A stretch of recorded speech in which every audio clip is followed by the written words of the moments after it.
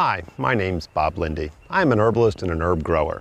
Today I'm going to talk to you about how to plant an herb garden.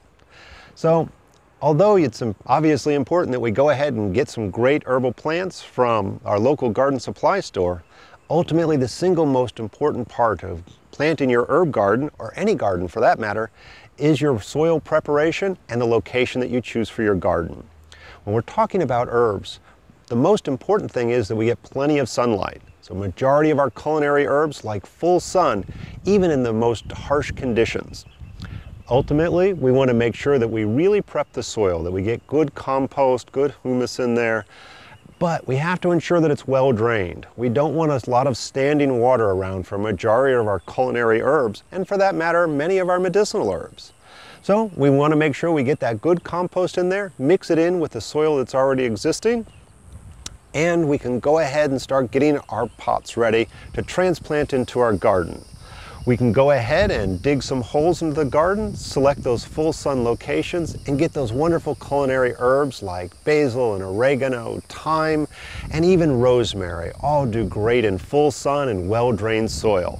We can go ahead and water them in a little bit, but ensure that you don't overwater them. Most of them actually prefer to have very dry soil a majority of the time. And once established, you can water it maybe once a week when you see a little bit of wilting going on. One of the great ways to maintain your herb garden is actually to clip it back regularly.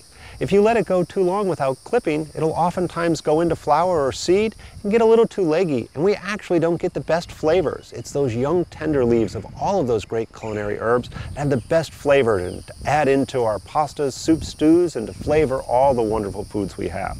So depending on your unique growing conditions, you may be able to select some other plants, such as mint, that actually doesn't need all that much sunlight and can even handle part shade and even full shade sometimes and enjoys wetter feet. So you can have a little boggier conditions and you can select mint. So depending on what your particular garden area is, we can actually talk to our local garden supply house and see what are the best herbs for your particular growing conditions.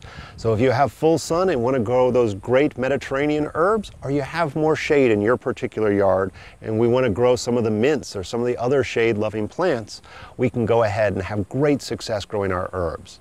Herbs are a wonderful way to go ahead and get into your garden growing. They're safe and easy to grow. They don't require a lot of care, highly nutritious, and are a wonderful daily addition into all of the foods that we may cook, and even make some teas out of things like rosemary and mint and so forth to really enjoy every day, clipping a little bit back to add a little something special to our dishes. So this is Bob Linde talking to you about how to plant your herb garden, and I hope that you really enjoy growing your herbs.